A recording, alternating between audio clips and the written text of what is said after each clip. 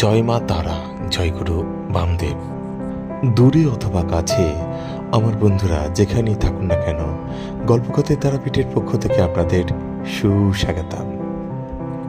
আজ মঙ্গলবার, আর কয়েকদিন পর আনন্দময়ী তারামায়ের কৌশিকী অমাবস্যার উপলক্ষে মন্দিরে সাজো সাজো রব। এবার দর্শন করাবো চন্দ্রচূড় ভৈরবকে। দর্শন করুন চন্দ্রচূড় ভৈরব। হর হর মহাদেব। চলুন এবার আনন্দময়ী তারামায়ের গর্ভগৃহে যাওয়া যাক। এখন মা কোনো সাজগোজ করেননি, এখন মা এলোকেশী।